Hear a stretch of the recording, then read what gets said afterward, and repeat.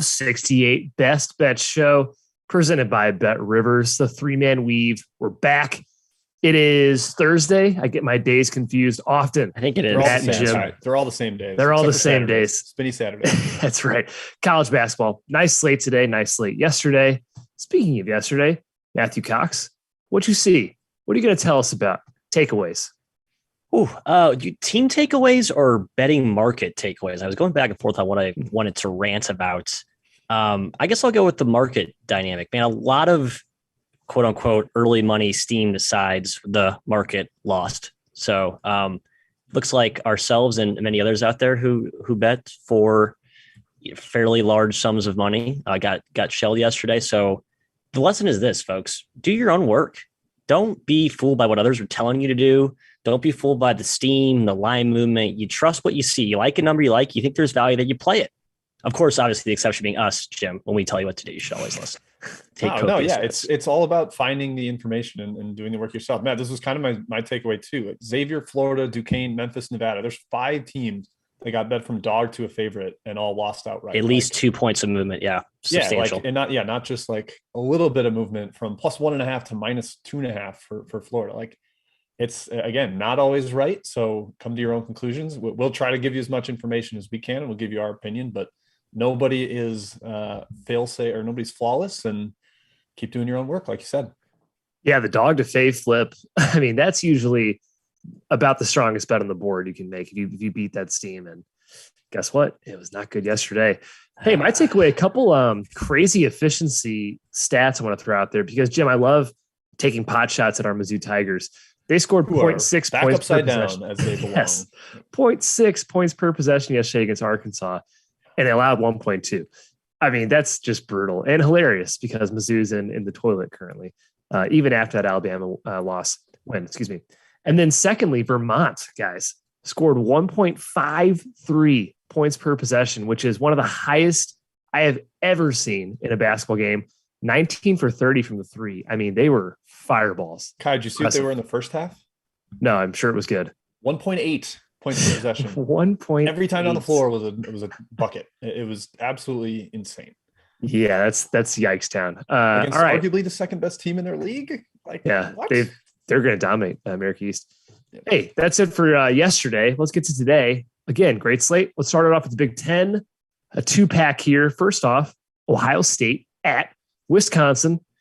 Spot, guys, I'm thinking little Wisconsin Badgers, Jim.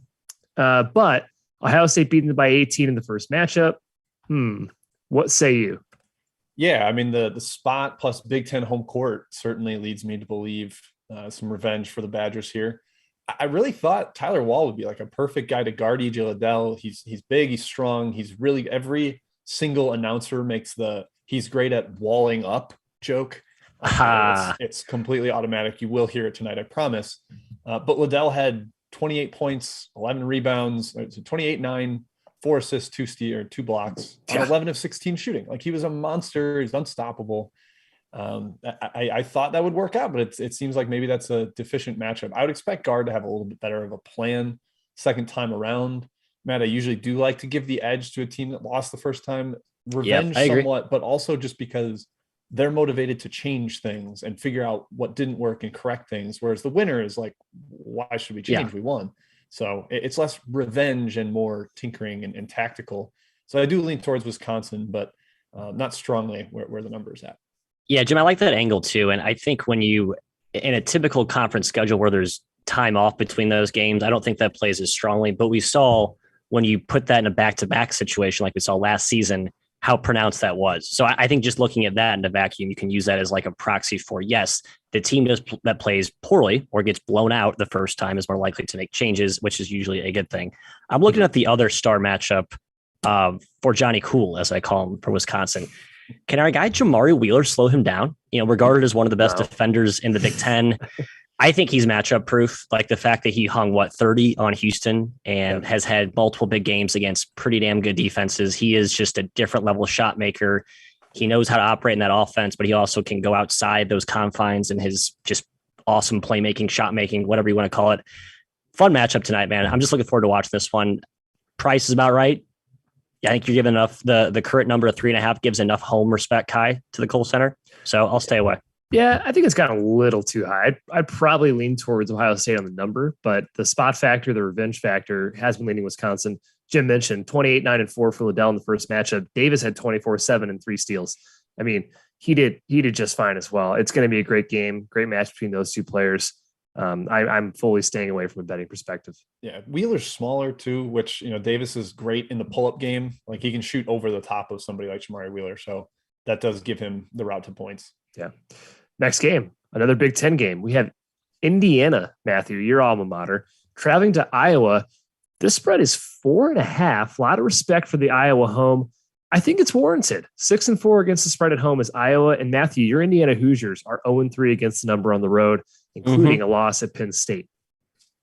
Let's break down those losses, okay? Two in particular. Actually, now that I think about that, I don't want to go down Missouri Road with you to rehash what happened at Wisconsin when they were completely dominating that game, right? Blew that lead. That's right. Penn State game, we all argue that Indiana played pretty well. Penn State just made shots, like tough shots consistently, just body blow after body blow.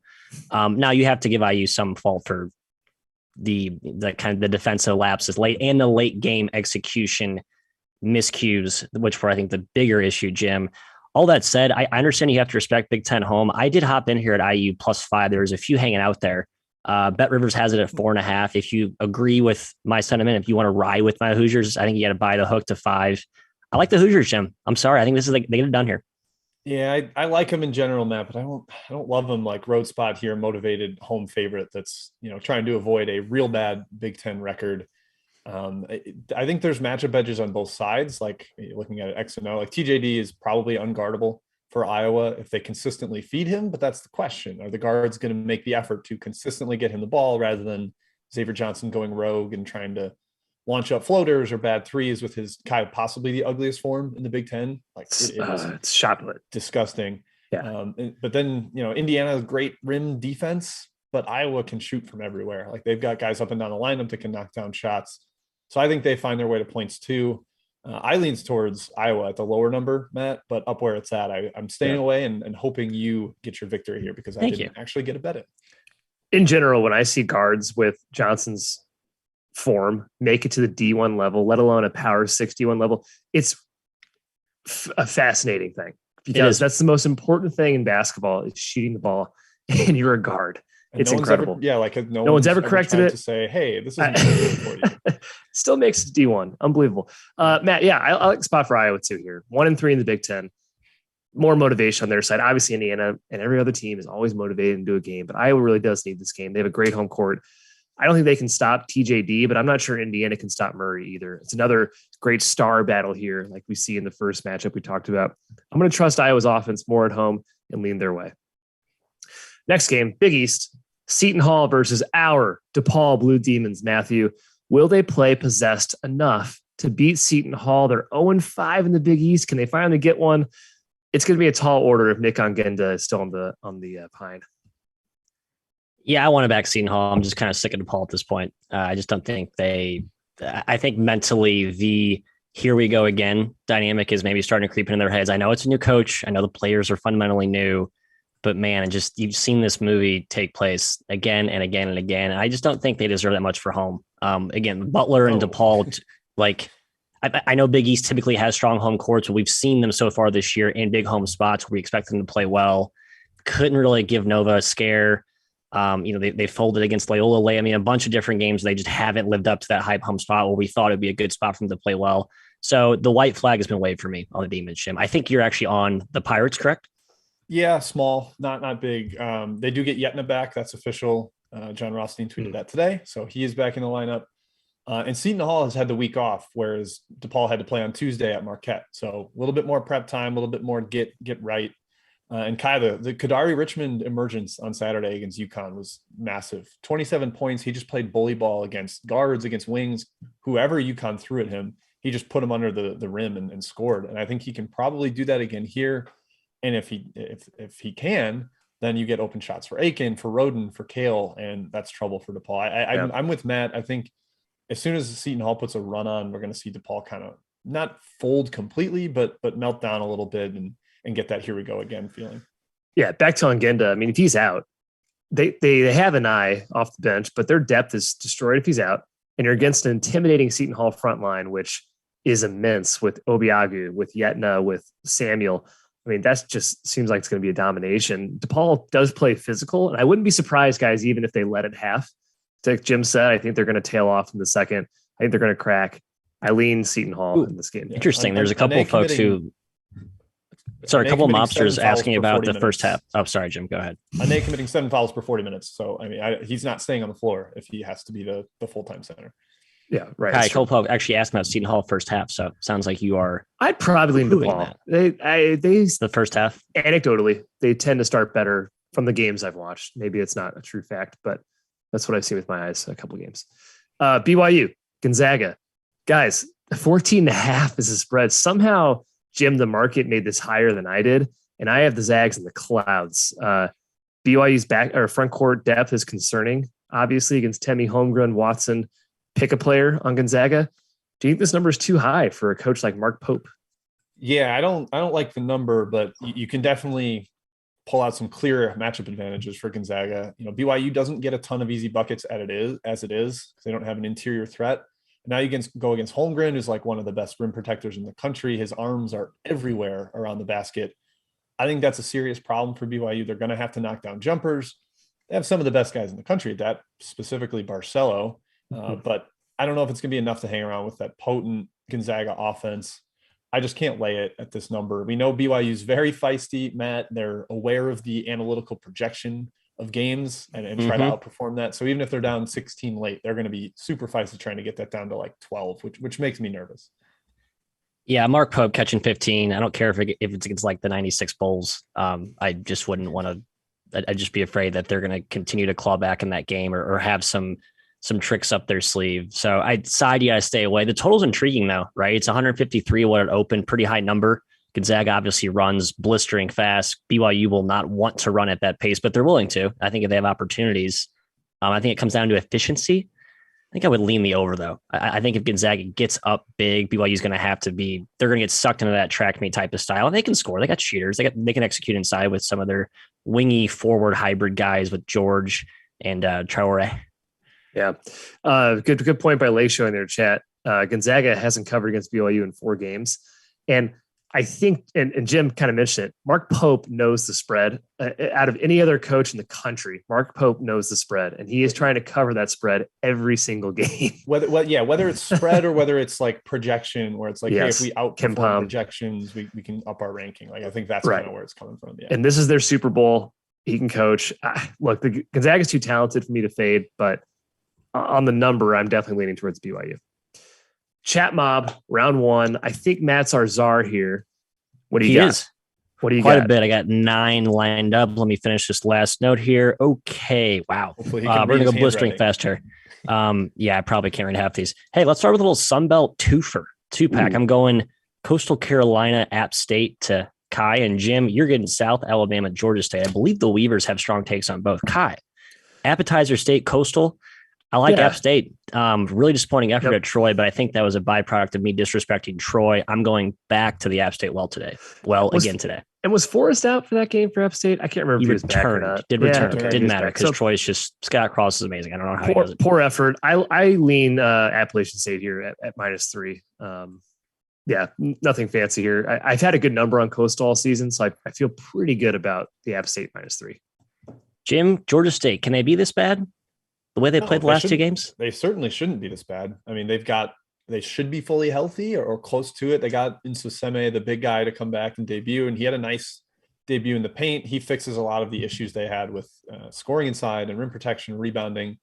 They hopefully will have their whole arsenal of guards. I think Phillips and the Western Kentucky transfer Rawls were both out last game. So as they get that like 9 deep rotation with talent and depth and shooting, I think they're going to be pretty potent. And Kai, South Alabama has come off a little bit of COVID issues here. Yeah. So maybe they have everybody back, but even for them, that's not that many players because of the injuries they've had. So I do lean Georgia State. Kai, you just faded the tree. And by the tree, I mean Stanford last game with USC. Now they travel to unsuccessfully. kind of a lame effort from the Trojans. Hey, but they are going to Wazoo. That's Washington State. Catching a touchdown. Are you going to hit against the tree again or stay away here? No, I kind of lean towards Stanford. This is Matt, of course, is on the rundown. I don't know if we should just save this. It is on the rundown. There it is. Yes, of course. Let's pocket that then. Then holster it is. Hey, Jim, I have an extra for you. Toothpaste versus the cement. That's Colgate, of course, against Navy. Some steam against Navy. And Jim, just tell them what you're doing. It's a set for you. I mean, the number's certainly really low. I got to continue my auto betting of Navy, the water troops, as the chat called them. I like that. Colgate's the preseason favorite, but Navy's been immense. I watched them last game, and they're smart, and which shouldn't be surprising, but they take good shots. They make strong passes against pressure. They're not sloppy throwing the ball away, and it's pretty rare to get that in mid-major land. There's obviously the risk Colgate knocks down a bunch of threes because they have a bunch of shooters, but I think Navy is kind of back them until that train runs out, and it's still chugging along right now. I can't wait till they cover every game in the rest of the year and we get to see you enlist. I am tempted to take Navy at the updated number. I'm just shocked that people are betting against them, how good they've played. Yeah. Kai, another Patriot one. Feel free to pass if you have no take on this, because I don't really. Lafayette, Loyola, Maryland. Yeah. We'll tell you what, Matt, the Greyhounds, Loyola, Maryland, has been way better this season than I thought they'd be. Losing Aldama. Cam Spencer's awesome. Jalen Andrews is good. This team, and Golden DK is not that bad. I thought he was kind of just a loaf inside. He's huge and he makes a difference. And Lafayette's been really bad, really, really bad. And we've seen them be really bad before. Fernando Hamlin usually has good teams or relatively good teams. Not this season. I'm staying fully away in this game. I did take Lafayette because I continue to fade Loyola. I don't know why. Yeah. Just continue to trust my numbers stubbornly. Jim, North Texas, Marshall. I had a lean here on the herd, but it got smashed down. It opened, I believe, North Texas 5. It's been bet down to a field goal. Certainly can't endorse them the way they've been playing at that number for me. That's my question is, why are people betting Marshall? I can't believe they are horrendous. It's even at home, lost at home to FAU. I know they were coming off a little bit of COVID issues there, but I've been just mega unimpressed when I watched that team. I think they lost at home to Campbell too, Kai. And North Texas is kind of a way better Campbell, slow you into a half court crawl, make you play at that pace. And Marshall can't score at that pace. I still think from the beginning of the year, this Marshall team's one guard away and they have not found that guard to emerge. I kind of like punching back against the market with North Texas, but obviously there are risks with doing that as well. Yeah. I think we've confirmed that Marshall will not be at full strength. They'll be healthier, but not, they're still gonna be down a starter or two. D'Antoni talked about how that really, crippled their depth, and they don't have much depth to begin with, as Jim talked about. So yeah, they're really fighting on one leg right now. Kai, another CUSA till here, Middle Tennessee against Florida Atlantic. I had a strong lean to Middle Tennessee at the opening number, got bet up to 4.5 at some spots now. I just don't love taking them as a favorite. Any take here? No real take here. Middle Tennessee has been way better than we expected this season, way better. FAU hasn't been bad either. I think 4 is a pretty fair spread here. I staying away. It's a good spot. Middle Tennessee, as a dog, has been one of the teams that gets down 15 and punches back every time. Yeah, they've covered as a dog. They've been incredible, just not quitting and coming back. Yeah, and they are 0-2 in conference here. You got to think they're hyper desperate. Finally, get a team they can beat. They played very competitively in those first 2 conference games, so I think they're right on the cusp of getting that big conference win. South Dakota, Denver, Jim. Summit action, some early money coming in on Denver. Sounds like it's mostly a fade of South Dakota's, injury / COVID situation. They were shorthanded without Xavier Florida last game. I believe he's out again today, correct? Or am I missing one more guy? It's not 100% sure, but yeah, he's the key high usage guy for them. I think without him, they're going to struggle. They scored at will against North Dakota, but Kai, everyone does that. That's North Dakota's the worst defense in the entire country. Literally, no hyperbole. They're the worst defense in the country. It's terrible. Yep. This one's actually my best bet, so I'll just go ahead and say it, Matt, because you didn't save it till the end. How dare you? The under is my best bet. I think this game is going to be really slow. Both offenses are kind of crawling. And to be quite honest, without Fuller, the South Dakota offense isn't very potent. So I think this game is going to be slower, inefficient. I like the under here. Best bet. Solid. Certainly adds up for me. Kai, one more here. We'll go back to the outline. Some whaction. Sam Houston State. Lamar. I am on Lamar.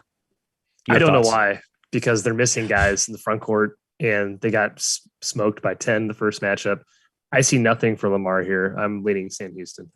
So my matchup angle here is they just played last game. So it's like a rematch type, back-to-back type thing. So I'm hoping the situation we explained earlier where the team that's more likely to make adjustments, the team that got smoked.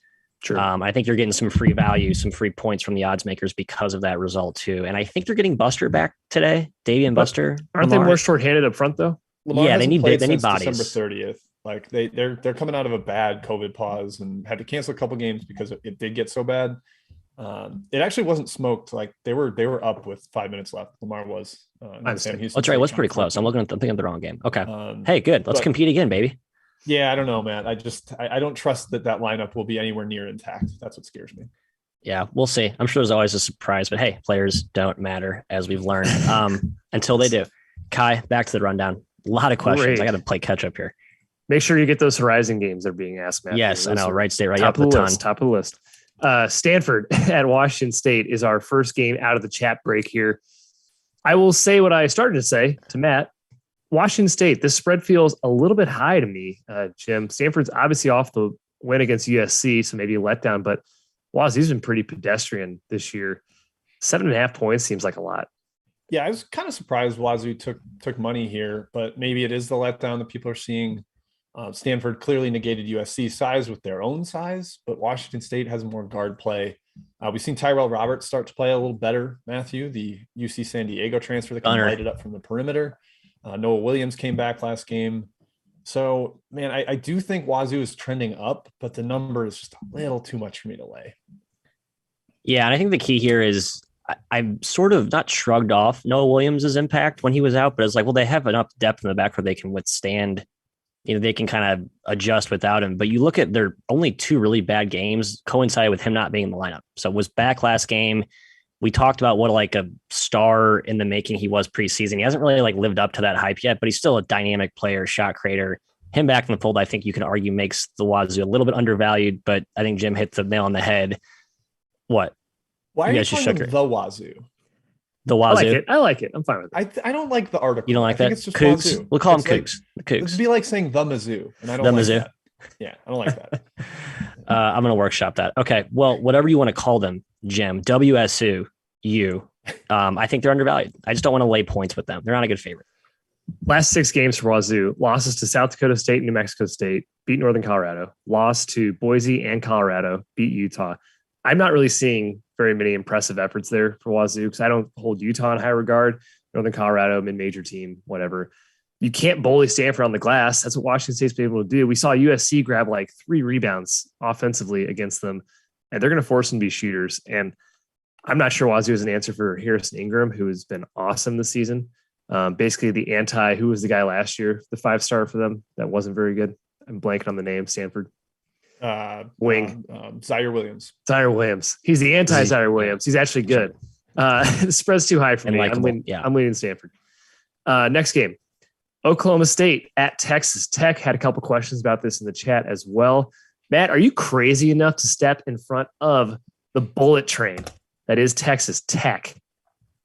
No, I'm not. I'm surprised this spread opened up what it did. I'm trying to get the update number right now. So 7.5 right now. 7.5. It's down. Yeah. So open at 8, 7.5. I guess pretty much stayed around what it is. So Tech laying a touchdown to Oklahoma State. It's a low total, 128, 129. I love Texas Tech, but again, as a favorite, I just don't think they have like that, the offensive firepower to really put away a team. And I think Oklahoma State can scrap and claw and manufacture some points enough to keep this fairly competitive. So I don't think you're going to see a dominating effort from Tech, especially as well as we've seen OSU play in big spots this season. Yeah. I mean, I think if Texas Tech covers, it's something like 65-50 or something. Right. Oklahoma State can't really shoot. That is a mega weakness of theirs. They don't take threes and they don't make threes. And Texas Tech's paint defense has been impenetrable lately. So that is definitely a matchup concern, but I just feel like the number's too high, man. Oklahoma State's defense is no slouch either. I think they can make life difficult for Texas Tech. And Kai, it's like, how high can Texas Tech be riding right now off the Kansas and Baylor wins? They did get down 15 early to Baylor. It's not like they were immortal in that game. So it does feel a little high, but boy, they are kind of a rocket ship right now. Yeah, it feels like a cushy letdown opportunity here for Oklahoma State, but they're bad on the road, man. Like West Virginia and Oral Roberts, the two examples we have, haven't been good. And like you said, Jim, they cannot shoot, they cannot score. They're the worst offense in the Big 12 right now through conference play early on. 0.915 points per possession. That's bad going against Texas Tech's defense. So they're going to have to make it a slog. They're going to have to make it ugly. I tend to think they kind of do. I'm actually leaning their way at +7.5, +8, whatever you can find it at. Yeah. Also, I mean, McCullough was the difference in that game coming off the bench in Baylor against Baylor. And I think he played on a bum ankle. So kind of a short turnaround third game. Second game and a quick turnaround. Maybe he's not 100%. Maybe they rest him. So you can kind of find some crumbs of value there to rationalize Oklahoma State. Yeah. All right. Pac-12 time. Oregon at UCLA. Welp, here's your chance, Ducks. Are you on the way up? Are you out of the tournament picture? UCLA, Jim, has been quiet this year in the media. Weirdly, they're 10-1. They're off for a month. Off for a month helps. They're just 5-6 against the spread, though, which surprised me. I kind of thought they were dominating in every respect, but they haven't been. And Oregon certainly hasn't. Who do you lean in this matchup? About a 10-point spread we got. Man, it feels a tad high, and perhaps because I stubbornly think Oregon still has talent and a good coach that has blended disparate parts before, but Oregon just gave up 29 of 42 shooting inside the arc. Kai, do you know what percentage that is? No. 69. Nice. You can't give up 69% shooting to Oregon State because you know what? UCLA is a little bit better than Oregon State. That is a problem. So I am very concerned for the Ducks defense here. I think it's kind of broken. They haven't figured out how to guard. They're mixing defenses, but playing none of them well. And UCLA has offensive weaponry. Matthew, we know that for sure. So I'm kind of leaning towards UCLA, but the number gives me some pause. Yeah, it's just a big number, right? Like we can certainly see a scenario in which Oregon's up 5 late second half. It's like, oh, here's the Oregon we've been waiting on all year. But I think that's sort of wishful thinking because we've seen no evidence of them trending closer towards that. I've watched multiple Dana Altman pressers. He continues to just chastise his defense and he's always kind of a pessimist, but man, this year it sounds like a different record. You need to see like at least Oregon play 2 good games in a row to buy into like an upswing, but right now is not the time. Yeah, the Ducks have to hit shots, plain and simple, because their defense is porous. It's 129th in the country, 7th in the Pac-12. So Juzang and Jaquez could have monster games. I would not be shocked here. I think Oregon's going to be up for this, but UCLA is too scary for me. I'm staying away. They're clearly the better team, deserving of a 10-point spread. I'm seeing Graham in the chat talk about no fans in the arena. So a general takeaway. They had a couple good crowds early on this year. But in general, another takeaway I should have probably mentioned at the onset of the show is like the home crowds are random this year. So we're going to continue to pry into you mobsters who have good intel. Like seeing Nevada have like a half capacity against Boise State was really upsetting. It's like, what? That's all you got? And Wake was like elite versus Duke. I didn't think that would be a great crowd. So frustrating. You didn't think that'd be an elite crowd at Wake? I kind of thought they had like a tighter COVID restriction thing where there wouldn't be as many people in the stands. But Same state. All right. Colorado at Arizona, the next Pac-12 game here. Guys, huge spread here. Matthew, Arizona briefly looked human against Tennessee, then kind of struggled with Washington before taking them to the woodshed at the end of the game. They've had 10 days off, and now they host the Buffaloes, who haven't been very good. What's your lean? I do think that Colorado, I mean, God, I'm actually going to make a pro Colorado point here, a team that I don't like and against a team I love, but they have the prerequisite size to at least not be completely dominated up front. That's the clear strength of this roster. The problem is the backcourt's very erratic, and I just don't trust it. They've had moments from those guys with Bartholomew and I'm blanking on who the freshman is there. But the point is they've just not had a consistent backcourt play all season. Thought they played really well against Washington, but that's Washington, and Washington's terrible. Here's a fun fact, Jim. Tad Boyle is 0-9 in Tucson. Kayev never won at the McHale Center. So I don't think a new trend starts here. Yeah. I mean, the spread is certainly a lot to climb. Arizona did not cover like a 20-point spread against Washington, despite shooting pretty well from deep. They let Terrell Brown go nuts, but I don't think Colorado has that kind of scoring guard that gave them serious problems there. And hopefully you get them a little bit more engaged, but it is probably too big of a number to lay just because it's going to be a little bit of shenanigans late. It's not going to be something where, they could get up 20 and the back door could still be open. I do love Arizona, still love them long-term. I can't wait to bet them against UCLA and USC. But unfortunately, this one isn't like a super spot to endorse them. Yeah, 16, tad high for me. It's Colorado's second road game of the year, second true road game. They hung with UCLA, guys. They only lost by 12, and they were kind of in that game. They've won 5 straight overall, but 2 and 3 against the spread. I think it's Arizona's games. They have too many weapons here, far better backcourt. They don't have the rebounding advantage to do against most teams. Colorado's the best defensive rebounding team in the Pac-12, but I don't think it matters. I think Arizona has too much firepower.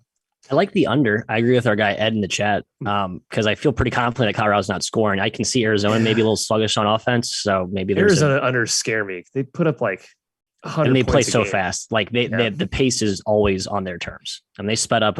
Oregon State even. Yeah, they play fast, and you don't really have a choice but to submit. All right, Matt, I'm handing it back to you for the second round of our chat mob. Before he does, Kai, I just want to say that there's been some false rumors of Quanzo Martin getting fired. I was so excited for you guys, and then there's a lot of like people going for the report on Twitter of like, oh wow, he's out, can't believe this. I'm just like, oh, I wish it were true. I wish it was real. Sorry, Matt. Go ahead, guys. He beat Alabama 2 games ago. It's not that's tough. Just feeding the beast. All right, let's get those Horizon matchups, Kai, you were so giddy about earlier. I believe I caught 3. If there's one more, feel free to shoehorn it in here. Green Bay, IUPUI, Oakland. Who's Oakland playing? Cleveland State, which is actually probably the most intriguing of the 3. And then Wright State, Bobby Moe. Jim, let's go to you for Wright State, Bobby Moe. I'm with you, I think, on this one. Spread's been bet up. Sounds like me, you, and a few others out there are still believing in Wright State being undervalued, and or we're just fading the Bobby Moe train wreck that could be impending.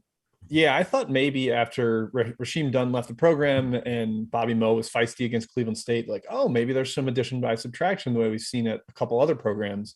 But that was not the case. The next game, they were pretty pitiful against Purdue Fort Wayne.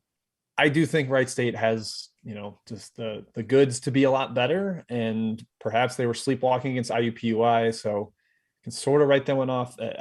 Wright State's good is so much better than Robert Morris. Yes. Good that I do think the market's moving it the right way. It's hard to recommend the Raiders given how erratic they've been, especially defensively. Agree. Hey, Kai, Green Bay is laying 10 points to IUPUI. How bad is IUPUI? They're bad, but they've covered, I think, 2 games in a row now. 2 in a row? Look out, the Jags. I'm still kicking myself because IUPUI UIC was a lock, and I really, really liked that game, and I didn't bet it. And hindsight regret is the number one thing gamblers do, and it's fantastic, isn't it? Matt, Green Bay is probably really up for this game. This is one they know they can win, and they should win. So I'd probably stay away here. They haven't been that bad. Like we said before, they've led over half the games they've played at halftime, and they've been a dog almost every single game. So I probably wouldn't be rushing to bet IUPUI in this one.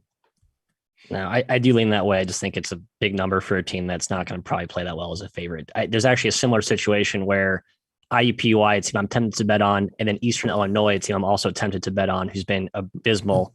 But just early conference games, I just don't think these teams can possibly be any worse, but who knows? The bottom may not be could be lower than I foresee it. Jim, the last one, Oakland, Cleveland State. Man, a barn burner of a game here. I'll be honest. Surprised the money came in on Cleveland State early. It settled right around -2. What say you? I think it's probably Oakland's game. Cleveland State's been really unimpressive last 2. Needed overtime and a comeback in an overtime to beat Youngstown and could not get away from Robert Morris at all. Meanwhile, Oakland's been terrific. I think that team is much better. They know who they are. Cleveland State's feisty. They've got a bunch of guys, but the rotation's unsettled. They don't have a lot of shooting. They're kind of sloppy with it, Kai. I think Oakland's just better, unfortunately. Yeah, Oakland played them close twice last year, and Cleveland State's more or less the same team. And then Oakland, we know, is just leaps and bounds better. Yeah, Jamal Cain, the lead player of the year, and suddenly you're small addition. Yeah, small. Basically, you're just putting Batman on a team that already had some fun young players, and it's just like blossomed into. I'm stealing Greg Campion. He called him Batman a couple times. So I like that. Yeah. Okay, here, Jack Bunny's Omaha, South Dakota State versus our beloved Nebraska Omaha, who, by the way, covered for us the last game. Another one of these really, really, really bad non-con teams that sort of started to at least even out. Kai, yeah. Any temptation to take the big old juicy number with the Mavs? I'll remind you missed Detroit, Purdue, Fort Wayne. So add that to your little list. And then secondly, South Dakota State is the way I'm leaning in this game. I think they could score 100, and I don't think that's hyperbole. I think they will score 100. How about that? Nebraska Omaha hasn't been bad lately. Probably score, let's say 80, 100 to 80. South Dakota State covers. Okay. Hey, Jim, let's get that last Horizon one that Kai wants to discuss. I don't really have a strong take here. I like Fort Wayne, and Detroit is, I guess, improving lately. I can't get my pulse on what they're doing right now. I know they've been changing defense a little bit. Roster question marks seem to have subsided. I just don't trust Fort Wayne's defense. So I'm not backing them here, but that's my gut lean. Yeah, I mean, the whole thing is, can you limit Antoine Davis from scoring 30? And I don't really think that that's something the Purdue Fort Wayne defense can do. Chong Kui can run around with him a little bit, I guess, but he's short, so he can shoot over the top. I don't trust Billups or Godfrey really chasing him. So I think it's going to be a shootout, probably. I don't know exactly what the total is, and I'm not betting the over, to be very clear, but yeah, no side for me there either. Now let's go west. UC Santa Barbara is traveling to Long Beach, a little SoCal showdown there in the Big West. I was on beach last game, did not look very good against Hawaii. I like Santa Babs here. Any thoughts? I was going to bet them, Matt, and then I got cold feet because they've been bad this year. Why? They've been really bad. Like, not the team we expected coming into the year. Clearly losing a fringe All-American hurt them a bit. And we don't know if their guys are in and out of the lineup. They've been missing a few. It's just a total stay away from me. It seems like a small spread, but I think it's kind of warranted based on how they've been playing this year. Yeah, I'm banking on, I think they were down 2.5 starters last game. I believe they should get one of those guys back, especially my guy, Josh Pierre-Louis, who I'm irrationally a fan of, just hasn't been that great this season. Yeah, you've always been a fan of him. But home's nothing, first conference game. So I think you get like a more true to preseason form from Santa Barbs in this one, Santa Babs. Jim, Niagara Canisius, the Buffalo Duel. I can't figure out Canisius. They were terrible. Are they good now? And they lost their two best players for a little bit and played a lot better. Last game, they had a really nice result against Quinnipiac, but I think the shooting splits are mega telling in that game. Quinnipiac could not hit a three. Canisius was at least solid. So maybe a little bit of a deceiving final score there. I hope Canisius can hang around because this feels kind of high to me, Matt. But the big question is Niagara's health. Marcus Hammond got poked in the eye, might have concussion issues or vision issues. We don't know for sure that he'll be out there. So that makes me lean the Golden Griffins. I capped it like he was out, Matt, and that kind of scares me. The line hasn't moved. So maybe he's in. But Canisius has been a lot better lately. I'm on Canisius, baby. Let's go Golden Grips. Little turnaround here. Little about face in conference play. Kai, Abilene Christian, Grand Canyon. I believe this is in Phoenix, where the Lope faithful will be going bonkers, presumably. Can they handle ACU's elite pressure? That's the concern, I think. I don't know. I really don't know. I lean towards Abilene. I love this team. They have not been as sharp the last couple of games. I will say that. But, man, they're awesome. They're extremely well coached. I'm impressed by Brett Tanner taking over for Golding. He's done a great job, even with his size deficiency. They guard like hell. I liked it at 4, 3.5, probably staying away, but a slight lean still towards Abilene Christian. Wow. Hey, I missed there. Grand Canyon can get 1 million rebounds, but they also might turn it over 1 million times. So yeah, it's a give and take there. Another Horizon game I missed. Shame on me. Jim, you're getting it again. Sorry, I'm just going to pound you with Horizon matchups today.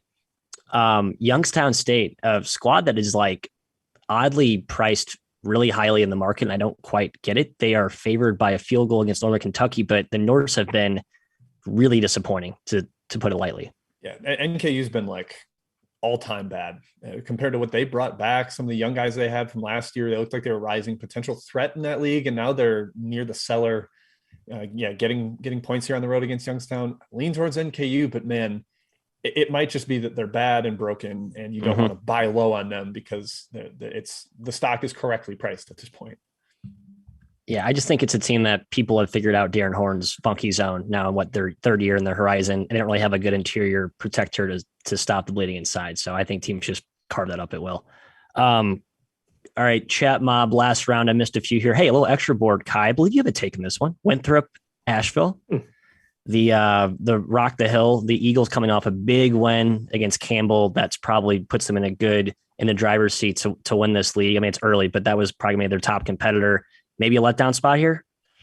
I hope so. I took Asheville at 7, down to 5.5. Too low for me right now, but Asheville's been a lot better lately. They figured it out recently after a terrible, terrible start. Winthrop super good. But I thought 7 was way too much. Took him small. 5.5, wouldn't take it. Jim, Halo drunk driver. Interesting. I wonder what that refers to or how he's envisioning that aura. Asking about our Dons. Again, LMU. The Lions swept the Dons last year, so there's some revenge, and it's a different team this year. The Dons have size up front. I think they can combat the Lions inside. Yeah, the Dons suddenly have the best big man on the court after last year not having a single big man to speak of.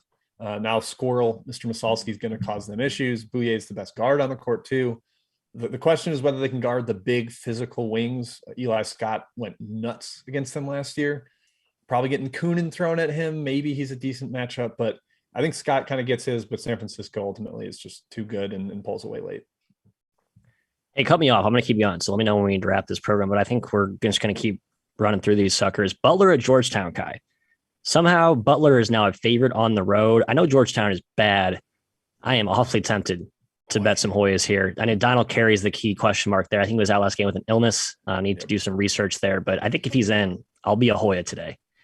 I lean that way. Nothing strong. Both teams kind of suck. Just an uninspiring game. Just no enthusiasm for any of us on that one. This will be a bad home court. Yeah, no one was at that Syracuse. I mean, even the Syracuse game, it was basically vacant. Yeah, tough. ATS at home over the last 10 years, it's horrid. Yeah. At the risk of Jim telling me I need to be somewhere, maybe just do 2 or 3 more here, Matthew. Okay, that's fine. Kai, you need to be somewhere? Keep this tight 45. Put your swords away. Put them away. Jim, Ryan Abramowitz, our guy, asked about Illinois, Chicago, Milwaukee. I was going to avoid this one as our last Horizon game today because I don't think Milwaukee deserves their time in this program as poorly coached as they are. But major question marks for the Flames. Yeah. If DeMaria Franklin's out, a field goal, Milwaukee at home. I'm not touching this. The USC questions are so crazy large. Like if they're in and fully healthy, I think 3 is a silly line. It should be like a pick 'em, but Franklin is that important. Diggins was out too, arguably their best forward. So that is a major problem. Milwaukee laying points is hard to trust. PBJ definitely out. So yeah, a lot of questions here. Ewing is out for Georgetown. I completely missed that. If so, just shows you how far Georgetown is off my radar in general, just because that team's not really fun to track or follow. But anyway, put that aside, Kai. Let's get 2 more here. The Ewing Cal Rivers be better. The literal Ewing theory. Ooh, a little addition bias of very good. We're going back west. Riverside, Cal Poly, another one with a lot of injury or roster question marks. This time it's on Cal Poly's side. I like the Highlanders here. I just don't trust laying more than 4 points with them ever. They just don't have an offense I can rely upon. Yeah, I wanted to bet Riverside, but ended up staying away. Hard to trust these Big West teams right now. Probably the least feel I have of any conference right now, the Big West. So many of them have been in and out of pauses. You don't know if they're practicing. A lot of it's local regulations more than it is positives. So it's been tough to get a feel for them. Yeah, all the California schools are pretty up against it. Saw that really hurt them last season. I think you did a cumulative California schools against the number. They were in aggregate below EV, negative EV. Jim, last one, Citadel, UNC Greensboro. My thoughts are this line felt really short, but Citadel's been pretty damn good. Yeah. Greensboro came through for us last game, but I think Citadel's been solid enough. And it's not like Greensboro's offense is going to run away on anybody. They play so slow, even against Citadel's Civ defense. This one feels like a coin flip. So I will not be flipping a coin on it. Citadel lost to South Carolina State, lost to Manhattan, lost to Western Carolina in overtime, and lost by 18 to Chattanooga. Yeah, you're right. I guess I forgot about the pre-Christmas shit. Okay, I'd like to retract my statement. They've not been as good as I thought. I think the team in general is better. It's better than a typical Citadel team. You have to respect them. Not last year, but yes, typically when they're in the toilet, you're right. They're better than that. That's all we got, Kai, from Chat Mob. Cut it. Best bet. Here I go. I'll take the mic. I'm checking the line. My best bet is Louisiana, formerly known as Louisiana Lafayette, -1 going to UT Arlington. Guys, I just love this team. They're finally getting healthy. Even if Jordan Brown is out for them, they still have Akuba coming in his stead, who's nearly as good, as effective. KAO, who UTA's big man inside, who blocks every single shot within a 5-mile radius. I think they can get him in foul trouble. Louisiana's defense is nails. I haven't really been impressed with UT on either side of the ball, and they've caught a couple teams in fortunate spots. Arlington, which has helped their hot start here. So I love Louisiana -1. I think they win this game. Go Cajuns. Are we calling them UL Lafayette still? It's just Louisiana. I think we all get in the they same dropped page. Lafayette. Oh, yeah. I only call them Cajuns. Like anytime I write them up, I'm like Cajuns. Raging Cajuns, the Cajuns. No wazoo. Go ahead, Jim. My best bet, already mentioned it on the show. It is Denver, South Dakota under. I don't think I gave a number at the time. I'm seeing 139 now. Might have had the hook at the time, but I didn't look, so it's my own fault. I will take under 139, Denver, South Dakota. And for Maddie's best bet, Oregon State. Shouts to my guy Wayne Tinkle. Shouts to the Peyton Years podcast. Shouts to Gary Payton. All the Oregon State beloved fans out there in Corvallis. I just think catching 14 and a half, 2 touchdowns against USC. 15? Yeah, I'll take 15. And they're going to USC, team that's in the midst of a really brutal schedule. They just lost at Stanford. They have to do a quick turnaround after this game and play, I think, on 1 or 2 days rest. They're not deep. And Oregon State's got size, man. Like was their calling card last year. They're now getting healthy up front. I think they turn this into an ugly rock fight. They stay with a number. Go Beavers. This is a rarity for Matthew. And he's on the Beavers team. He's hated for years, for centuries. Now he's taking them in a game here. I did some goodwill reconciliation this summer with the Peyton Years podcast. So now I think I'm liked in that fan base. I think they like me. Corvallis. They tolerate you. That's what they tolerate me. Yeah. You stop calling it Cornwallis. Cornwallis. All right. That's our show, guys. Thank you for joining us. We are back tomorrow. Yep. We are at noon talking about the 11 games in the slate. Hilarious. Again, we're presented by BetRivers. We'll see you tomorrow on the Field of 68 Best